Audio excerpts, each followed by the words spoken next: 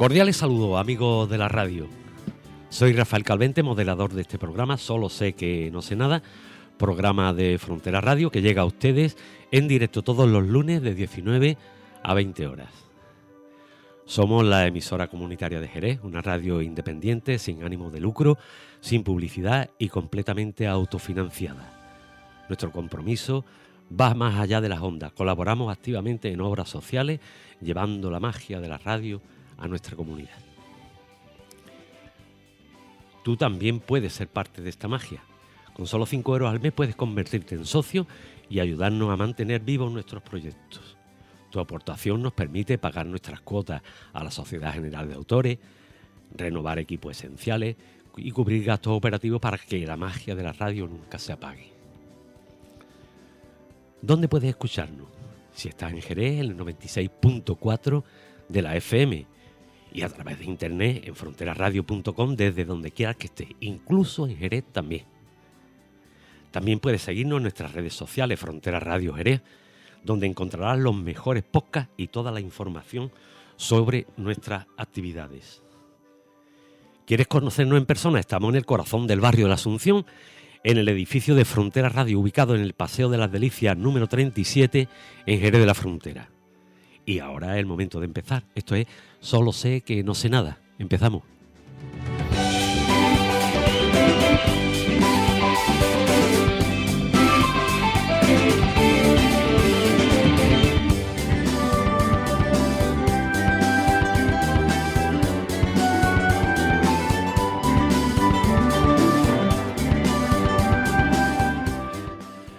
Bueno, buenas tardes. Hoy tenemos una tarde un poco desapacible climatológicamente, pero bueno, todo no va a ser... Además también es bueno que llueva, que se llenen los pantanos. Hoy tenemos una persona que nos va a hablar de pantanos, de acueductos y todas esas cosas, pero también es una tarde bastante agradable porque hoy tenemos un nuevo técnico de sonido.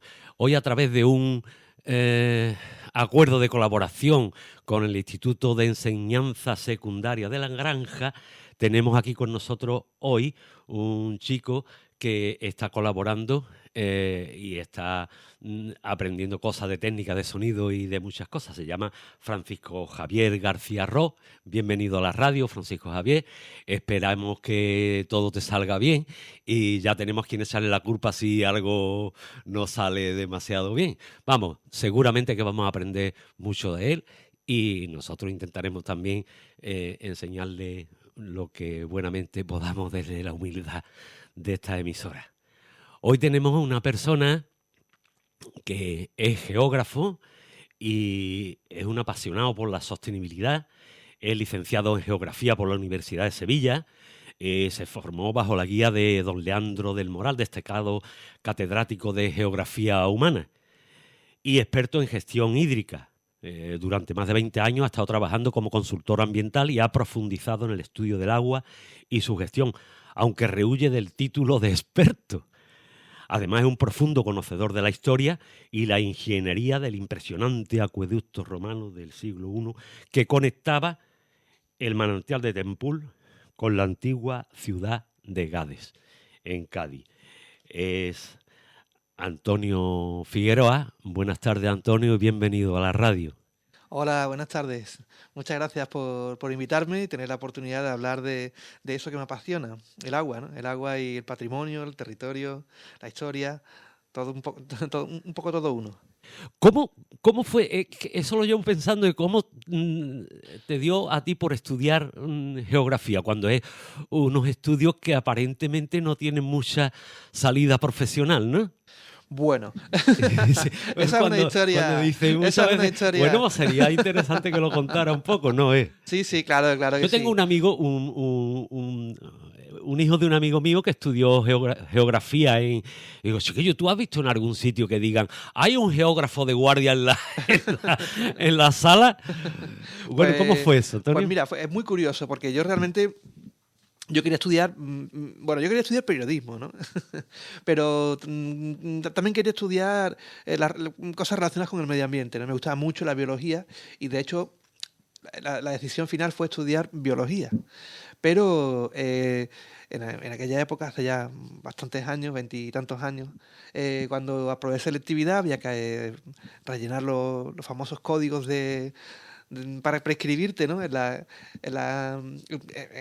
este caso en biología, y me confundí con los códigos. Así. Fue una cosa muy graciosa porque como tú vas marcando distintas opciones, ¿no? Me salió educación musical en Jaén. Me gustaba también, era una opción, oye, pues mira, pues si no, educación musical, ¿no? Me salió educación musical en Jaén. Y después volví a confundirme otra vez los códigos, fue una cosa inaudita. Y No diga mucho que te confunde. eso te digo, eso es la primera vez que lo estoy contando en público, así que imagínate, ¿no? Pero bueno, la cosa fue que al final, por cuestiones del destino, acabé estudiando geografía, que era una carrera nueva en aquel momento. Yo soy la segunda o tercera promoción de la carrera de geografía. Antes estudiaba geografía e historia, empezabas a estudiar historia y después te especializabas en geografía. Y bueno, yo opté por esa nueva carrera y la verdad es que casi desde el principio pues fue un flechazo a primera vista, ¿no? Bueno, yo en verdad he conocido a Antonio hace 5 minutos, escasamente. Yo lo conocí, bueno, dio una conferencia en la universidad sobre el acueducto romano de Tempul a Gades, a la antigua Ujú. Gades, Cádiz hoy en día. Y bueno, a mí todo lo que sea de piedras viejas y todas esas cosas me apasiona. Entonces cuando lo presentaron en esto dice, y ahora va a hablar Antonio Figueroa, que todo lo que sea de agua le interesa y es lo que a él le gusta hablar. Digo, pues lo podría yo llevar algún día a uno de estos programas porque a mí me apasiona el tema. Entonces, Antonio, ¿cómo los romanos llegaron a descubrir Tempú? Porque entonces ni existía San José del Valle, ni ningún pueblo, ni Jerez tampoco. ¿Cómo llegaron a descubrir el manantial de Tempul? Bueno, ¿O cómo piensa la historia? Bueno, los romanos conocían muy bien el territorio, tenían una red de ciudades importantes, ¿no? Entonces, imaginamos que debieran conocer el manantial. Imaginamos también que tuvieron que hacer una búsqueda para conseguir una fuente de abastecimiento de agua estable a la ciudad romana de Gades, que en primer siglo, a principios del siglo I era una ciudad boyante, muy importante, necesitaba tener una fuente de abastecimiento constante. Y imaginamos que recorrerían todo el territorio de la provincia buscando una surgencia, un manantial que pudiera cumplir. Y el más cercano es el manantial de Tempul. ¿Y qué características reunía la calidad del agua o qué circunstancias, qué características tenía el manantial de Tempul para que fuera ideal para emprender una obra de tan gran envergadura? Bueno, es un manantial muy caudaloso. Es un manantial, las personas que conocen el manantial de Tempul saben que es un manantial que casi nunca se agota, siempre lleva agua. Es un manantial,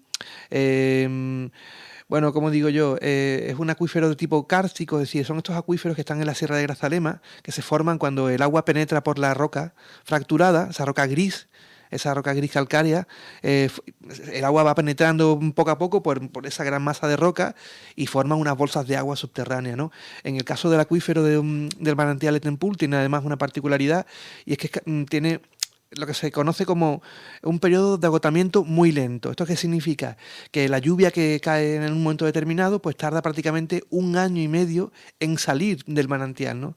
El agua que cae tarda casi 1 año y medio en salir del Se manantial. queda mientras tanto en la roca. Claro, se queda en la roca y va descendiendo progresivamente. Entonces es un manantial que actúa tiene una gran capacidad de regulación y hace que pueda dar un caudal constante.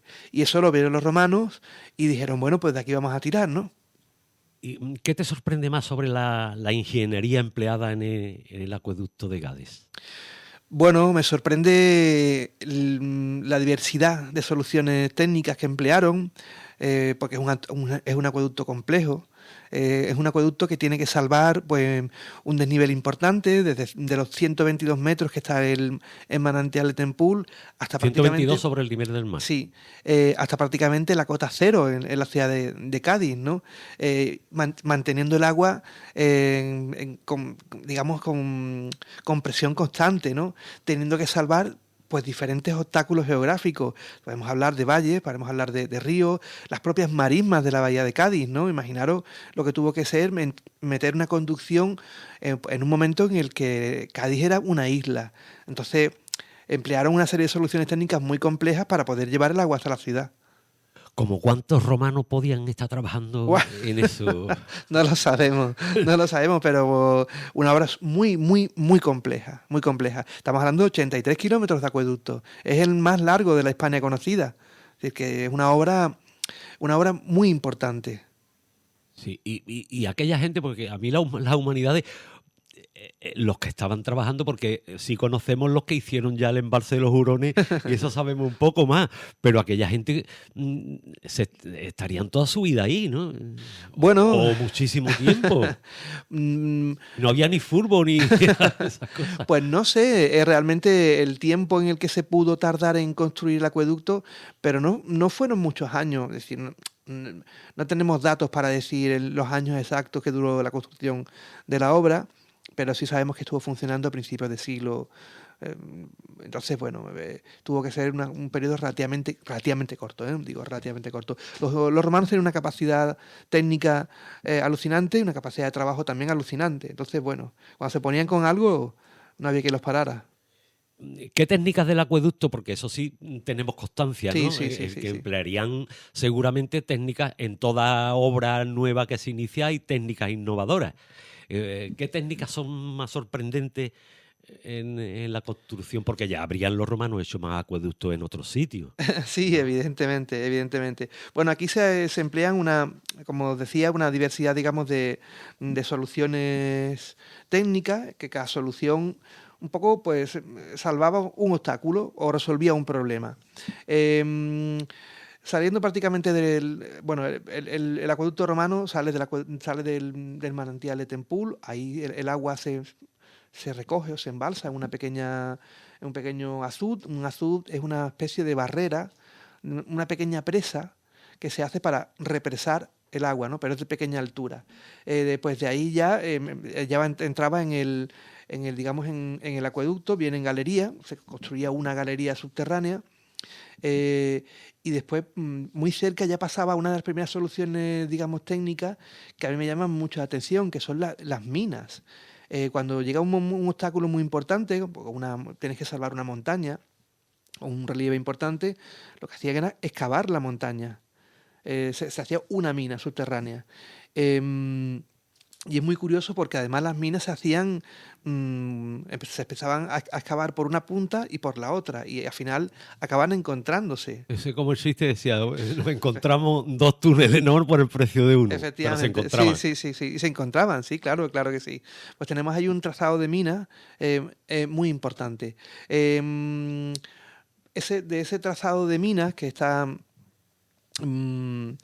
te diré, la zona de la Sierra de Dos Hermanas, en San José del Valle, en el paraje que se conoce de los Cuquillos. Bueno, pues ya de ahí pasamos a un tramo en el que el acueducto va en galería. Se hace una galería subterránea, se hace una zanja y con una cimbra se construye digamos, una especie como de canal subterráneo, una galería. Y la galería es la solución que más se ha empleado en el acueducto. Prácticamente de los 83 kilómetros, pues el 53% va en galería. En otros momentos, pues a lo mejor tiene que salvar algún pequeño valle o algún cruce de la red fluvial, y se utilizan, bueno, pues los pequeños acueductos con tuberías, ¿no? Y después hay para mí es, digamos, de los elementos más impresionantes del acueducto romano de Gades, y es una solución técnica que se emplea en el paraje conocido como el Valle de los Arquillos. El Valle de los Arquillos está aquí en el término de Jerez. Es un paraje que está hay una carretera que va desde Torresera a Paterna, y por ahí esa carretera, parte de la carretera va en paralelo al arroyo Salado de Paterna. El Salado de Paterna es un arroyo de campiña que desemboca en el río Guadalete a la altura de Torresera Baja, y bueno, tiene un valle bastante amplio. Cuando los romanos llegan a ese punto, tienen que ver un poco cómo solucionan el paso. Una alternativa es, para mantener, digamos, la pendiente, mantener la cota, pues llevarse el acueducto mucho más lejos, siguiendo la curva de nivel, o optar por la solución de cruzar el valle. Y es lo que hacen, cruzar el valle.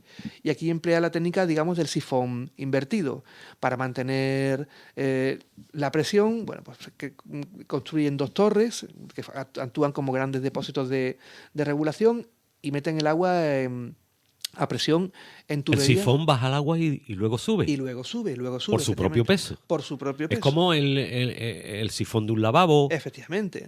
Entonces, pero esto dicho, manteniendo pues, el caudal constante que viene del manantial con unas condiciones de presión. Hacen una obra alucinante. Estamos hablando de el sifón en su totalidad tiene 3,5 kilómetros de recorrido. El sifón tiene que salvar el valle de los Arquillos, tiene que cruzar el río, se hace con un sistema de acueducto, un sistema de arcada, y estamos hablando de 750 kilómetros, no, 750 metros de arcada, ¿no? de acueducto, ¿no? Con una altura de 15 metros. Y son unas dimensiones importantísimas. Hoy en día quedan los restos pues, de las torres, quedan los restos de la parte de las arquerías y también se pueden ver allí restos de los atanores. Los atanores son unas piezas machimbradas con las que se formaban las tuberías. Y podían ser de cerámica, incluso algunos podían ser recubiertos de plomo. Bueno, y de piedra también. Sí, ¿no? sí. Por cierto, ¿se utilizó piedra de martelilla o lo he soñado yo eso? Puede que se utilice la piedra de martelilla, no sabría responderte a eso con exactitud. Pero estamos hablando de, bueno, pues todavía se pueden ver restos de atanores. Son los restos visibles quizás más interesantes del acueducto, porque te puedes digamos, imaginar cómo sería aquello, ¿no? Se puede reconstruir visualmente más o menos con cierta facilidad, ¿no? Y ves, bueno, porque es un acueducto que fue impresionante. Ese tramo, la solución técnica fue impresionante y muy compleja. Y habla de la capacidad que tenían en el mundo romano para solventar problemas hidráulicos complejos. Incluso ahora serían complejos también. Sí, claro. Se tendría que utilizar la misma solución si se quisiera hacer el paso, un sistema de sifón invertido. ¿Cuántos kilómetros de distancia hay en línea recta desde Tempul hasta Cádiz? Creo que el agua llegaba a un sitio concreto de Cádiz. Que ahora... Sí, bueno, son unos 60 y tantos kilómetros en línea recta. Lo que pasa es que hay que salvar muchos de niveles geográficos. ¿Y el recorrido del acueducto? Y el acueducto son 83 kilómetros. O sea, 20 kilómetros más le dieron para salvar. Claro. El acueducto, pues, bueno, hasta prácticamente la zona de Puerto Real va salvando la campiña. Como digo, pues va utilizando el sistema de galería. Ya cuando llegamos a Puerto Real, en los Llanos de Guerra, hay un cambio abrupto de pendiente. Pasamos ya a la zona que está prácticamente entrando en la bahía de Cádiz. Y ahí se utiliza también otra técnica, los pozos de resalto, que son como un sistema de cascada en los que se utiliza, digamos, para bajar la presión en una pendiente corta, ¿no? Mantener la presión en una pendiente corta. Y después ahí ya entramos en la zona de la bahía de Cádiz, que también es muy compleja, porque tenemos que salvar pues la cota cero en muchos kilómetros. Y también se hace también manteniendo la presión. ¿Cuánto tiempo estuvo funcionando el suministro de agua? Bueno, pues mira, a raíz del proyecto en el que yo estuve trabajando, bueno, yo tuve la suerte de poder trabajar en el proyecto Acueducta, un proyecto de la Universidad de Cádiz, que llevó adelante el seminario Agustín de Orozco. Tuve esa suerte porque yo hasta entonces no me manejaba demasiado con el mundo del patrimonio del agua. Estaba en otras cosas. No tuve la suerte de poder trabajar ahí. ¿Por qué cuento esto? Porque bueno, ese proyecto, una de las aportaciones que hace es arrojar luz sobre el tiempo que pudo estar funcionando el acueducto de Gades. Hasta hace relativamente poco tiempo había dudas que el acueducto pudiera haber llegado a funcionar, dadas las dimensiones que tenía esa obra y la complejidad. Pero bueno, se hicieron unos estudios de las costras calcáreas, la cal que se va acumulando, la cal que se acumula en nuestros grifos, pues bueno, esa cal que se acumuló en las paredes de las galerías del acueducto, y se hicieron una serie de dataciones y pudo estar funcionando pues prácticamente cerca de un siglo, ¿no? Entonces, bueno, estuvo funcionando el acueducto. Y a partir de ahí no sabemos muy bien qué pasó. O sea que no se sabe por qué se abandonó. No se sabe. Porque se abandonó lo que tú has dicho, unos 100 años aproximadamente. Sí, estuvo entre 70 100 años en funcionamiento. ¿Y qué pasa después? No lo sabemos. El acueducto tiene todavía muchas interrogantes, hay muchas incógnitas por despejar. Pudiera ocasionar pues que la ciudad de Cádiz entra en cierto declive, pudo pasar algún riesgo, o sea, algún desastre natural, tipo terremoto, o simplemente que hubo algún problema en el mantenimiento de la obra y no pudo solucionarse. Y se fue durmiendo con el paso de los tiempos. En Cádiz hay la Plaza de los Balbos, creo que hay, o una calle que se llama Los Balbos, y creo que estaban relacionados con el acueducto. Sí, efectivamente, los Balbos es una familia muy poderosa, muy influyente. Construir un acueducto no estaba al alcance de cualquier ciudad. Y Gades lo consigue porque es una ciudad, digamos, que adquiere notoriedad en el siglo I de nuestra era. Y es gracias a los Balbos, esa familia influyente, que consiguen, digamos, que se pueda hacer la obra. Sí. ¿Y crees que la construcción del acueducto influyó en la economía de entonces, en la ciudad, en la región? Probablemente. Porque entonces, ¿cómo se suministraban? Cádiz sería importante cuando Sí. se atrevieron a hacer ese, porque le hacía falta el agua, ¿no? Entonces tendría que ser económicamente potente, ¿no? Sí, efectivamente. ¿Influyó esto? ¿O hay datos, se sabe? Bueno, a ver, suponemos que el abastecimiento original de Cádiz se hacía a través de unos pozos que tienen una capacidad limitada. Cádiz es una isla y esos pozos muchas veces se salinizaban, ¿no? Claro. Pozos básicamente con acuíferos locales y recogían el agua de la lluvia. Cuando Cádiz empieza a florecer económicamente, necesita tener una fuente de agua importante. Y por eso se piensa que se busca esta obra para poder tener una fuente estable con la que tú puedas, digamos, abastecer a la ciudad y a las actividades económicas de la ciudad. Los barcos, imagino. Los barcos necesitan mucha agua. Barcos, estamos hablando de el comercio, las factorías de salazones, bueno, en fin, al final necesitas tener un recurso, ¿no? Y después también el agua la obra hidráulica, el agua, es una muestra, digamos, también de poder. Es una ciudad con un buen sistema de abastecimiento, con fuentes públicas, pues al final estás proyectando también un cierto poderío, ¿no? Como decíamos ¿Podrían aquí. traer turismo también? también, ¿no? Y eso también es una constante que en muchas de las civilizaciones clásicas, ¿no? Utilizar el agua, los recursos, como elemento, digamos, ha ocurrido en todas las épocas históricas, ¿no? La obra hidráulica es una evidencia del nivel de desarrollo de una civilización. Que aquí en España, por lo menos, lo que conocemos todo el mundo es el acueducto de Segovia. El más famoso, el más conocido, más que nada por los arcos que tenemos en la propia ciudad, sí. ¿No? Pero ¿qué diferencia observa en este acueducto y otros del Imperio Romano? ¿Con el nuestro? Sí. Bueno, a ver, no soy experto en acueductos, te lo tengo que decir. Yo he trabajado he trabajado una parte de divulgación, de comunicación en nuestro acueducto romano de Gades, pero no conozco, no puedo hacer una comparación entre uno y otro. De lo que he leído, de lo que he investigado, lo que comentaba al principio, ¿no? El catálogo de soluciones técnicas que se emplearon aquí, bueno, pues es como un pequeño muestrario, ¿no? de las soluciones técnicas que empleaban los romanos para resolver los problemas de abastecimiento. ¿Cuál es el estado de conservación actual del acueducto? Bueno, hay trozos que serán bastante... Hay zonas visibles, pero el acueducto en general no es visible. En general, no. El acueducto no es visible. Bueno, tenemos que recordar que el 53% del acueducto es subterráneo, son galerías, con lo cual ya eso lo dificulta.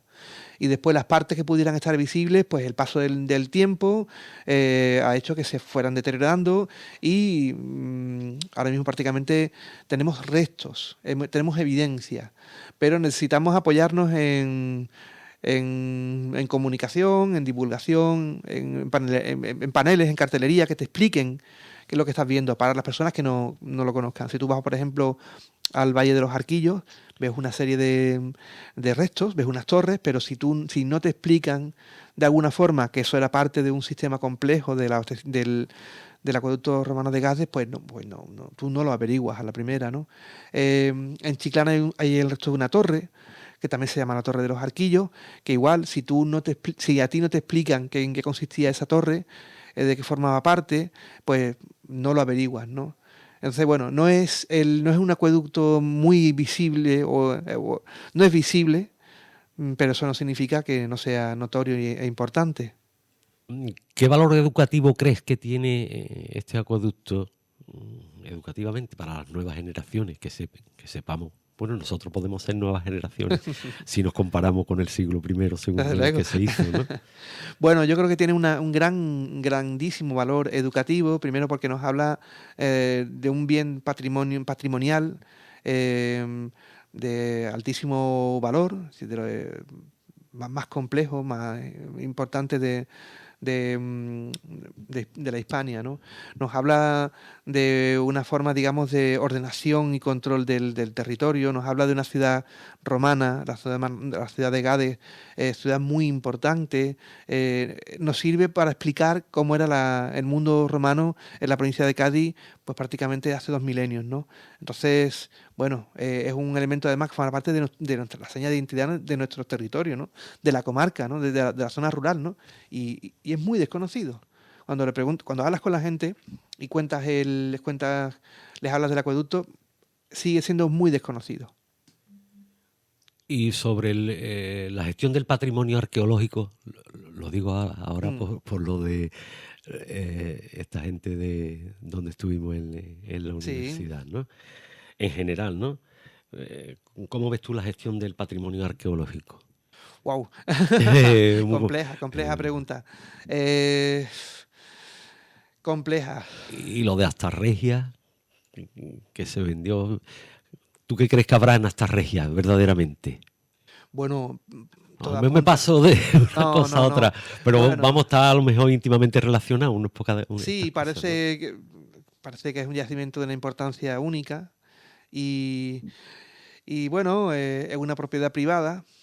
Es complicado. Cuando encontramos un yacimiento de esa importancia en propiedades privadas, mm, creo que siempre hay que buscar soluciones alternativas, involucrando a la propiedad, digamos, a la propiedad privada, para que se puedan buscar soluciones intermedias, ¿no? Eh, si optamos por la opción de la expropiación, que puede ser una opción, eso tiene sus ventajas y sus inconvenientes. Si no hay buen entendimiento con la propiedad, se puede entrar en un litigio y al final las cosas se alargan en el tiempo, ¿no? Entonces, bueno, es complicado, ¿eh? Es muy complicado. ¿Podemos tomar alguna lección de los romanos en cuanto a la gestión del agua? Sí, bueno, mira, los romanos eh, tuvieron una gran capacidad técnica. La obra del acueducto romano de Gades no se supera hasta prácticamente no, pasaron 2 milenios hasta que se pudo casi superar, ¿no?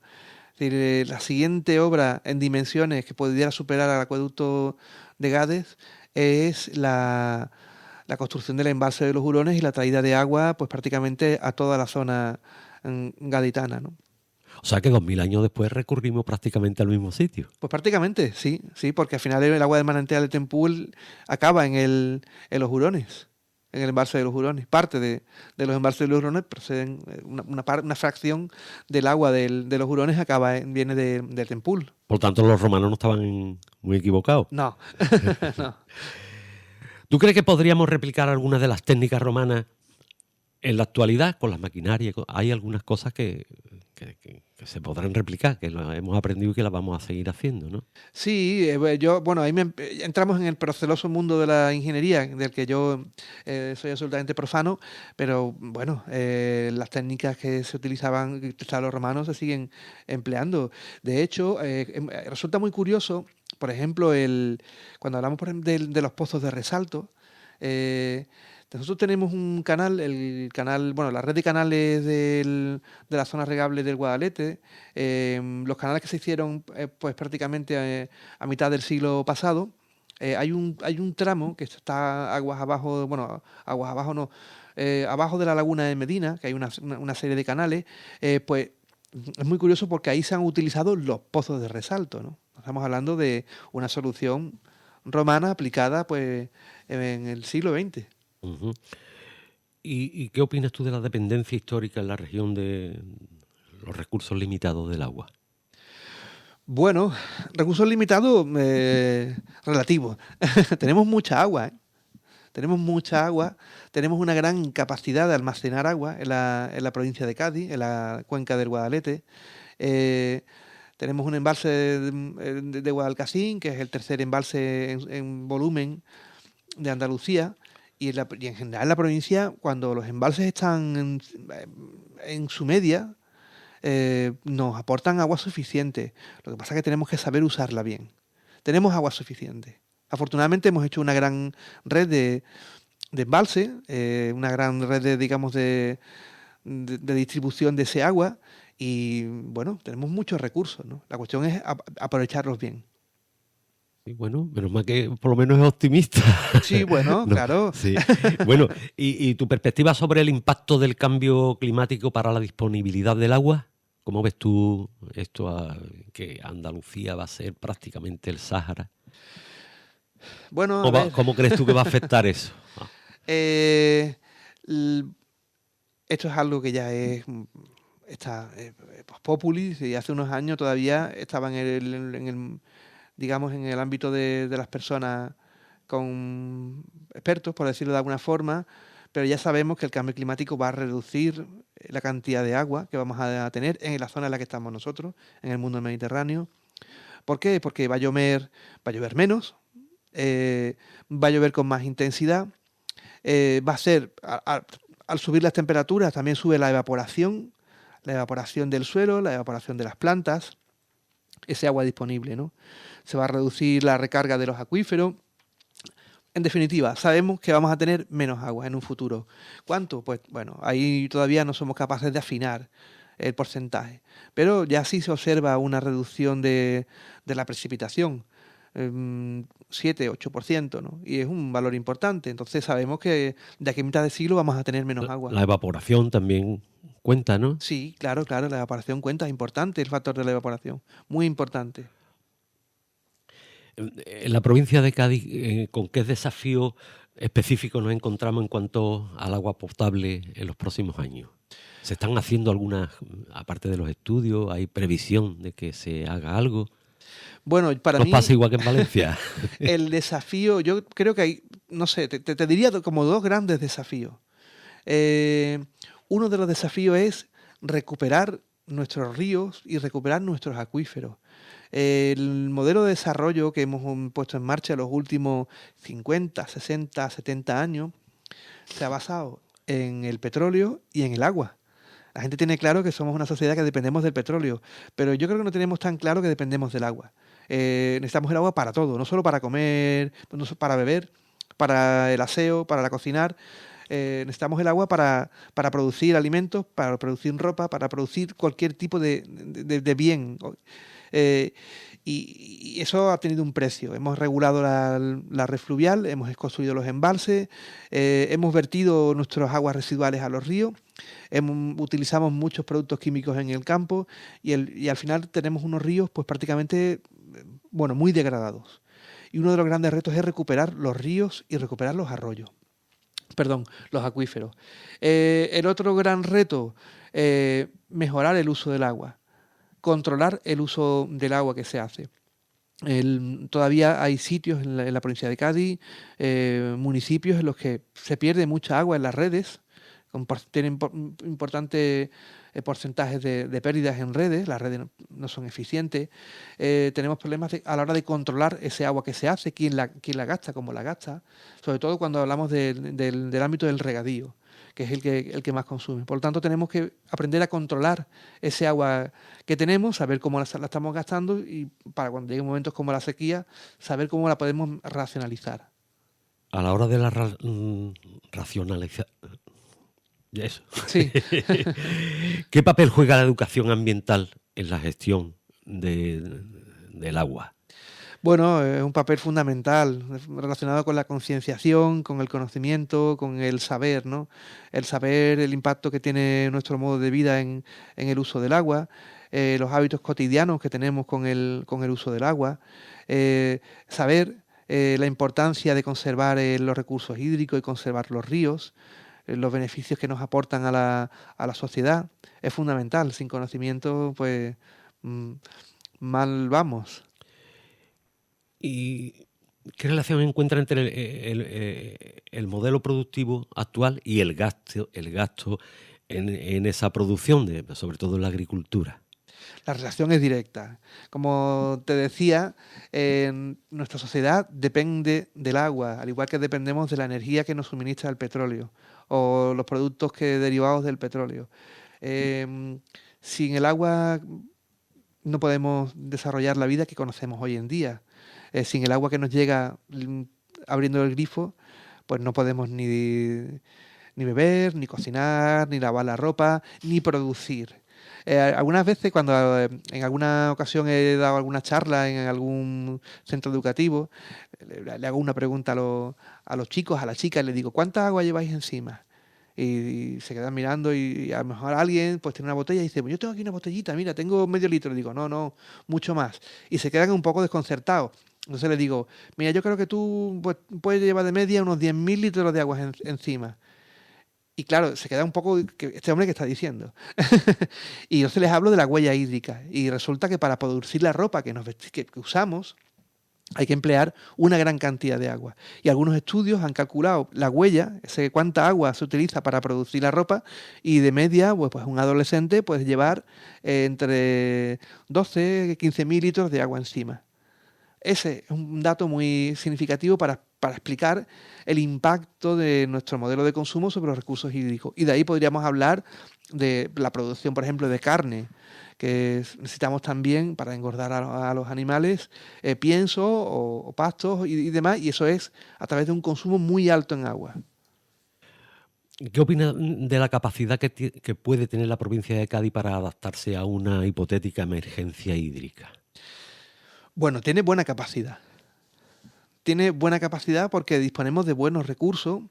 El balance entre los recursos que tenemos, los recursos medios que tenemos y las demandas de agua es bueno. Estamos, digamos, en una situación de equilibrio. A diferencia que otras cuencas o otras provincias del país, como puede ser el Levante almeriense, Málaga o Cataluña, aquí no estamos en una situación de déficit, es decir, que consumamos más agua de la que tengamos. Aquí tenemos una situación de equilibrio. Entonces partimos de una buena situación. Gestionando bien, controlando bien, ordenando los usos del agua en momentos, digamos, de sequía o de emergencia, podemos superarlo. De hecho, hemos superado, no sé si hemos salido todavía del ciclo de sequía, yo creo que es pronto para decirlo, pero bueno, si lo hemos superado, pues ha habido muy pocos cortes de suministro. No ha ocurrido como en aquella sequía del 92, que se nos cortó el agua durante mucho tiempo. Entonces, bueno, hemos sido capaces de amortiguar. ¿Qué aprendizaje has hecho tú en estudio agua y territorio desde aquel chiquillo que empezó, que se equivocó al poner la cruz donde era o los números, los epígrafes y esas cosas, hasta ahora cuántas cosas has aprendido del agua? Bueno, Algo. aprendió muchísimo y cada día sigo aprendiendo porque esto es un no parar, ¿no? ¿Y cuál ha sido el proyecto más desafiante de tu carrera? Uy, pues mira, si te digo la verdad, siempre pienso que cuando estoy trabajando en algún proyecto digo, wow, este proyecto es posiblemente el más desafiante de mi carrera. Ahora mismo estoy cerrando una guía de adaptación al cambio climático dentro del ciclo urbano del agua. Es un documento que está orientado a las empresas públicas, sobre todo, que se dedican a la gestión del agua en el ámbito urbano. Y pues es un documento con el que planteamos una serie de directrices para mejorar la adaptación al cambio climático en la ciudad. Es un trabajo súper interesante porque ahora mismo es de las cuestiones que se están debatiendo a nivel internacional, ¿no? ¿Y qué importancia tiene, tanto que se habla ahora de la colaboración público-privada con respecto al agua? Uy, esa pregunta es una pregunta trampa. Bueno, yo, yo soy, digamos, de la opinión, soy defensor del agua como bien público, soy defensor del agua como un servicio, la prestación digamos, de los servicios vinculados con el agua deben estar enmarcados en servicios públicos y debe ser, digamos, la administración la que gestione los recursos y la que, digamos, preste los servicios. Eh, Aquí, ¿qué papel puede jugar la empresa privada? Eh, no tanto como, desde mi punto de vista, no tanto en el ámbito de la gestión, sino en el ámbito de aportar soluciones, prestarse ayudas, apoyo, asesoramiento técnico, innovación, investigación, pero en el ámbito de la gestión debería recaer, desde mi punto de vista, en lo público, en administraciones públicas. O sea, prácticamente los ayuntamientos tienen algún... Sí, ahora nos han subido o nos van a subir el agua bastante. Entonces, ¿los municipios tienen alguna potestad en cosa del agua o son otras administraciones más No, superiores? los municipios, los ayuntamientos tienen entre sus competencias, están prestar los servicios relacionados con el agua, que es el abastecimiento, el agua que llega a tu casa, o a la mía, o al colegio, o a la industria de la ciudad, eso es competencia de los ayuntamientos. El saneamiento, que es recoger ese agua que tú ya has usado y la vas a llevar a una depuradora. Y después la depuración, que es el tratamiento de ese agua para limpiarla y devolverla de nuevo al medio. Eso es competencia de los ayuntamientos. Y en muchos casos, pues son competencias que han sido transferidas a empresas privadas. En muchos casos son servicios en los que no se hace una buena gestión, tanto público como privada. Porque nosotros deberíamos pagar por el servicio, el recibo de agua que pagamos debería ir destinado única y exclusivamente a recuperar los costes del servicio y las necesidades que puedas tener para mantener ese servicio, no para otras cosas. Y venimos de una etapa en la que se ha usado el agua, el recibo del agua, para pagar otras cosas que no son las cosas relacionadas con el servicio. Y bueno, en esas estamos, yo soy bueno, pues como decía, de la opinión que los servicios tienen que ser públicos, que hay que tener unas tarifas adecuadas para mantener esos servicios, que son servicios muy importantes y bueno, pueden ser rentables, ¿no? Y son rentables, de hecho. El agua nunca ha sido de balde. Nunca, ni cuando... Nunca. Nunca. Yo, porque nuestro compañero de Puerta Real, otro programa que hacen aquí en Frontera Radio, y se dedica a cosas históricas, y entonces Pepe Cirera, que es el presentador de ese programa, dice, el agua nunca en la vida ha sido de balde, pero hay que pagar un precio que sea el justo. Claro, y aquí, claro. muy cerquita de aquí, de nuestra emisora, hay una huerta, había una huerta en el edificio Rosa Celeste, en una huerta que se llamaba la Rosa Celeste, porque había unos pozos grandísimos y la gente iban a cargar cántaros y carretas, pues tenían que pagar su coste correspondiente de agua. Sí, o sea sí, que sí. el agua nunca ha sido gratis, pero tampoco puede ser excesivamente cara. Hay que pagar un precio que sea razonable. Sí, hay que pagar el precio justo y razonable para poder sufragar los costes del servicio, del mantenimiento, de la inversión que tengas que hacer para conservar las infraestructuras, la parte proporcional que tú pagas de más para que los que no pueden pagarla tengan acceso al servicio. Tú pagas a lo mejor un poco más porque hay personas que por situación económica están en situación de exclusión, no pueden pagar la factura del agua. Solidaridad. Efectivamente, solidaridad. Pues también está ahí dentro de eso, ¿no? Entonces, ese es el modelo porque muchas personas defendemos y por el que luchamos, ¿no? ¿Y qué mensaje darías tú a quienes queremos proteger los recursos hídricos y su legado histórico. ¿Qué podemos decirle ahora al niño? Los perros hay que recoger las caquitas, hay que esto. Para preservar los recursos hídricos, ¿qué consejo daría así genérico en la sociedad en general? Bueno, ¿Qué puedo hacer yo? bueno, yo te diría para empezar que el agua es clave para garantizarnos un futuro digno y un futuro con una transición ecológica justa. Es decir, estamos ahora mismo hablando con los efectos del cambio climático, el calentamiento global, va a haber cambios importantes que van a afectar pues, a la economía, a la sociedad, en definitiva a nuestra calidad de vida. Y el agua es fundamental. Entonces tenemos que tener la conciencia del agua, la tenemos que tener más clara que nunca. Al final todo se trata, desde mi punto de vista, de nuestro modelo de vida, nuestro sistema de vida, nuestros hábitos de consumo. Además de tener buenos hábitos con el ahorro de agua, sí, pues lo típico, ¿no? De ducharte en vez de bañarte, cerrar el grifo, hacer un buen uso del agua, ¿no? Además de eso, pues saber que la forma en la que consumimos tiene un impacto sobre el agua. Entonces intentar, pues, por ejemplo, consumir menos ropa, que sabemos que el agua gasta, la ropa consume mucha agua. Dietas a lo mejor que sean más equilibradas, con vegetales, en vez de reducir el consumo de carne. ¿Por qué? Porque al final eso está relacionado con el consumo de agua, con la contaminación del agua. Al final es cambiar un poco el modelo el modelo de vida, ¿no? Yo había dejado para el final, se nos va a terminar el tiempo y no me gustaría terminar esta entrevista con alguien que entiende, hablar un poquito del pantano de los Hurones, porque está relacionado, ¿no? Más o menos. El pantano de los Hurones, o el embalse de los Hurones, se empezó a construir aproximadamente... Pues se empezó a construir, no sé exactamente la fecha exacta, pero en la década de los 50 del siglo pasado. Es una obra muy importante. Además, una obra hecha con ciencia. Si las personas que hayan visitado la presa, pues habrán visto que está hecha con piedra tallada, que se trajeron a canteros gallegos para poder labrar esa piedra. Es una forma, se hacía es un momento de la historia de España en la que la obra hidráulica tenía un fin propagandístico digamos, de la Nueva España, ¿no? Que se hacía con unos criterios de diseño ingenieriles pues muy bonitos, ¿no? Una obra, desde el punto de vista del patrimonio de la arqueología industrial, bueno, pues un elemento bastante interesante.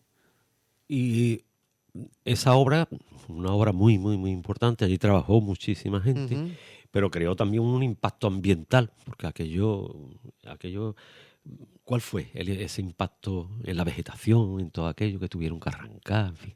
Bueno, toda obra de esas dimensiones tiene un impacto ambiental muy elevado. De hecho, ese es uno de los motivos por los que ya no se pueden hacer más presas, porque hemos hecho presas en todos los ríos habidos y por haber, y los poquitos que nos quedan son los últimos que están en muy buen estado de conservación y tenemos que preservarlos, ¿no?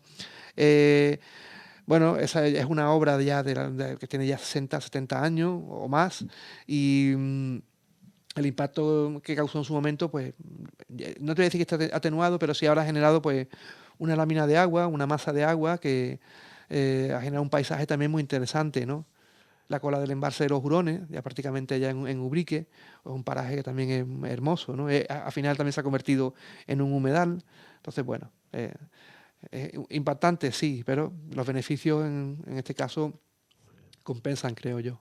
Ahora creo que las casas que había allí que la utilizaban de vivienda, aquello fue un pueblo en realidad, de la gente que trabajaba allí. Tenían su iglesia, su colegio, y creo que ahora lo están renovando con el fin de llevar allí gente que vean aquello. Es un paraje muy bonito, desde luego. Sí, es un paraje muy bonito. Yo ahora recomiendo a la gente que no lo conozca que lo visite, sobre todo ahora en invierno, que, bueno, no sé si ahora está en obra, porque están terminando la adecuación del poblado, hasta muchos años abandonado. Y fue el poblado de los trabajadores, de parte de los trabajadores de la presa. Después, cuando la presa se construye, fue el poblado, digamos, una zona de residencia de trabajadores de la antigua Confederación, y cuando ya las competencias pasan a la Junta de Andalucía, pues ha estado abandonado en el uso, ¿no? Y ahora se va a recuperar como un gran centro de ocio, como un espacio, un centro turístico, como apartamentos y demás. Y creo que, bueno, que puede ser un sitio interesante. Ahora mismo, ¿qué ciudades abastece el pantano de los Hurones? Pues mira, el pantano de los Hurones, junto. Porque el de Guadalcacín es mucho más importante, más grande y abastece más población, me imagino, Bueno, ¿no? el Hurones, Hurones forma parte del sistema de la zona gaditana y una parte de Guadalcacín también. Y además, en el pantano de los Hurones entra agua que procede de la cuenca mediterránea, de la cuenca del Guadiaro, a través de la De obra del trasvase. trasvase Guadiaro más aceite. Y con el agua de un lado y de otro, pues se abastece pues prácticamente desde Trebujena hasta casi Tarifa, en la costa de Cádiz. Toda la costa de Cádiz, incluyendo Jerez, Paterna, Medina, Alcalá de los Azules, no, pero podría también si quisieran. O sea que estamos hablando de más de 1 millón de habitantes. Un montón de gente. Y en verano, pues Pero no, toda la fíjate. población que viene asociada al turismo, ¿no?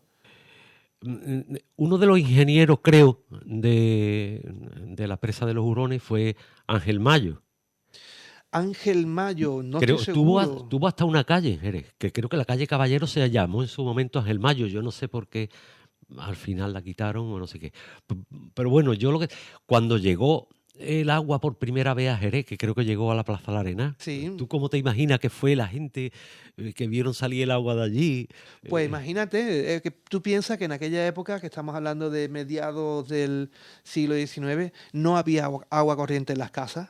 El agua llegaba, el agua era, pues se traía, el que tenía un pozo tenía suerte, o que tenía un aljibe tenía suerte, pero el agua no había agua corriente. Entonces que aparezca de repente agua que fluya en una fuente, pues tuvo que ser una cosa espectacular, ¿no? Y a partir de ahí fue poquito progresivamente entrando en algunas viviendas, con lo cual fue, imagino que tuvo que ser algo, no sé, Espectacular. espectacular, sí. Yo me imagino que habrían puesto fuentes públicas. Ahí sí que salía de Barde. Ahí sí, pero no te creas, ¿eh? Porque las fuentes también tenían sus dueños. Sí. Sí, sí, sí, no, ese el mundo de... Yo recuerdo, y no soy yo tan viejo, yo tengo 72 años, y yo recuerdo que yo vivía en el Olivar de Rivero, cuando chiquitillo no había agua corriente en las casas, pues eran casas ilegales hechas ahí de aquella manera, y pusieron, pues yo no sé, yo podría tener 6 o 7 años, 8, o sea, podría ser años 60, 61 por ahí, y pusieron una fuente en un sitio accesible para Mm, bastantes vecinos. Íbamos allí con garrafas ¿ya y con ves? cosas los chiquillos a coger agua. Cuando se llevó el agua allí, y eso no hace tanto tampoco. Claro, no, ¿Sabes? no, La realmente, importancia del agua, ¿no? sí, realmente nosotros llevamos, ahora sí podemos decir que casi todo el mundo tiene agua en su casa, pero eso sí una cosa moderna. ¿Y cómo crees tú que fueron las principales dificultades logísticas en la construcción de los hurones? Pues utilizaron una piedra muy buena, pero también tuvieron que tener, igual que los romanos, hay un sifón por ahí por la barca o algo, ¿no? A ver si tú Sí, sabes la algo. obra, bueno, la obra está el sifón de la Junta de los Ríos, el sifón de la Barca.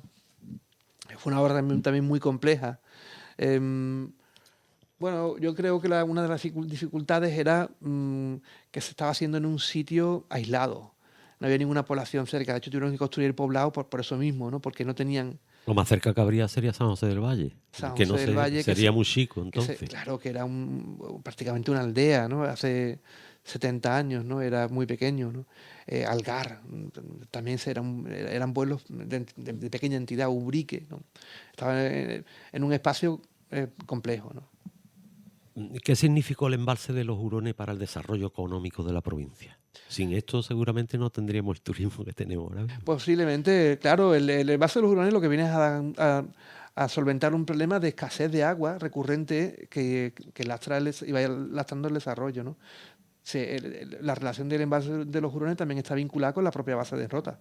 Es decir, que gracias al embalse de los hurones, gracias a los recursos hídricos, pues hemos conseguido tener suministros de agua estables y solventar los problemas, principales problemas de desabastecimiento y de sequía, ¿no?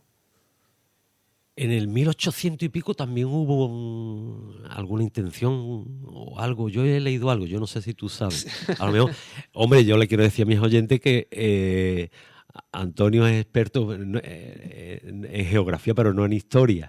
Sí, efectivamente. Pero todo lo relacionado con el agua, Bueno, yo creo que hubo algo por ahí. Hubo un par de intentos de recuperar el acueducto romano. El más reciente es del siglo XVII, que se hizo un estudio pormenorizado de la obra y incluso se estimó digamos, el dinero que se podría emplear para recuperar el acueducto, y era algo técnicamente viable. Lo que pasa que, bueno, es un periodo convulso de la época de España y no se pudo afinar, no se consiguió el dinero suficiente para arreglar el acueducto. Sobre todo se pensaba en conseguir una fuente de agua para Cádiz que pudiera, digamos, un suministro estable en caso de asedios, ¿no? Entonces, bueno, al final no se consiguió y a partir de ahí ya la obra languidece y desaparece tal como la conocemos hoy en día. ¿Qué similitudes existen entre el acueducto de Cádiz y el actual de los Hurones? Si existen, vamos. Bueno, el punto casi de inicio, la dimensión de la obra, el recorrido en parte, ¿no? Sobre todo yo creo que la dimensión de la obra. Son dos obras faraónicas, cada uno en su época. ¿Cuál es el estado actual del acueducto de los Hurones? ¿Está bien conservada? ¿Tiene muchas fugas, como estaba diciendo antes, de las conducciones? No, yo creo que está bien conservado en general. Es decir, que es una obra que se mantiene y está en buen estado, vamos. ¿Qué papel jugaron las crisis económicas en la evolución de las obras?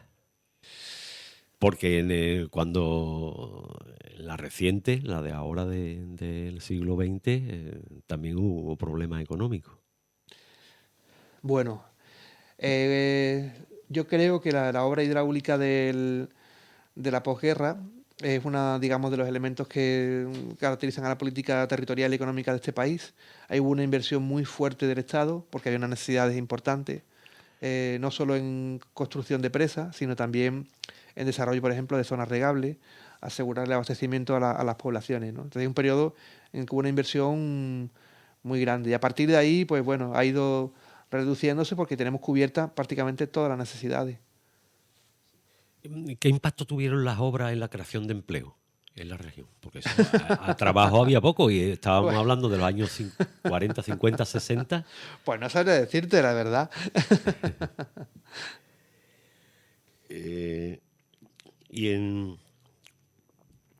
¿Tuvo algún impacto en la burguesía jerezana? Porque el que tiene poder tiene... pues casi todos tendrían agua en su casa o no, en fin, como la financiación y todo con ese proyecto. Bueno, yo sé que la burguesía jerezana estuvo detrás de los primeros intentos de las primeras obras hidráulicas en el finales del siglo XIX, principios del XX. Pero a partir de ahí, si te digo la verdad, le he perdido un poco la pista. Yo creo que ya entramos en una dimensión que más le corresponde más al Estado, ¿no? ¿Y cómo se benefician? Pues no sabría tampoco decirte mucho cómo. Seguro que se beneficiaron, seguro. El cómo, no sé decirte, la verdad. ¿Cómo cree que evolucionará la gestión del agua en la región en los próximos años? Bueno, yo quiero pensar y quiero esperar que va a mejorar en el control, en el conocimiento y en el mejor uso del agua. Quiero pensar que esas van a ser las grandes líneas y que vamos a conseguir mejorar la calidad del agua. Vamos a conseguir recuperar parte de los ríos. Pero para eso aún nos queda muchísimo trabajo por delante. ¿Qué figura histórica del proyecto considera más inspiradora? ¿Y por qué? Desde los romanos hasta ahora. Decíamos Ángel Mayo, se me ocurre a mí, y alguna figura romana destacaría en la época. Bueno, yo me imagino que... nunca lo había pensado. No vaya para allá a pensar. Tengo que hacer las preguntas difíciles de terminar, ¿eh? Bueno, no te vamos a preguntar cuánto ganas, ¿eh? ¿Para qué? No te preocupes, no te preocupes. No sé qué figura histórica, pero mira, yo me quiero imaginar a los exploradores del siglo XVII que fueron recorriendo la obra del acueducto para conocer el estado y reconociendo un territorio que había estado abandonado desde la época prácticamente de la Reconquista. Y no sé, como me gustan mucho los exploradores, creo que irían descubriendo cosas muy interesantes. Y bueno, ya para terminar, la pregunta, recomiéndanos un libro, así que lo podamos leer y entender. Pues mira, si os recomiendo un libro que se llama España no es un país para ríos. No para ricos, sino para ríos. Para ríos. Y hace un recorrido sobre los principales ríos ibéricos, contando pues anécdotas, historias, y es muy interesante. Es muy interesante. Yo en verdad entiendo que posiblemente no habíamos hablado de qué íbamos a hablar, no nos hemos preparado la entrevista para nada y seguramente que esto da para mucho más y Bueno. habría seguramente una segunda entrevista sobre el cambio climático, Claro, y todas cuando esas y queráis. soluciones de ríos y todas esas cosas. Hemos tirado un poquito más por la cuestión histórica, que no es historiador, Antonio. No, para nada. En absoluto. Bueno, pues se nos agota el tiempo. Muchas gracias, Antonio Figueroa, por haber venido a aceptar nuestra invitación. Nada, a vosotros. A mí es un placer. Y nosotros nos despedimos. La semana que viene volveremos. Agradecerle a nuestro nuevo técnico de sonido, Francisco Javier García Ross, que yo creo que le ha salido muy bien, ¿no? Entonces, pues nada, muchas gracias por estar aquí, gracias también al Instituto de Enseñanza Secundaria por habernoslo cedido y volvemos la semana que viene con más. Muy bien. Esto es Solo sé que no sé nada. Buenas tardes.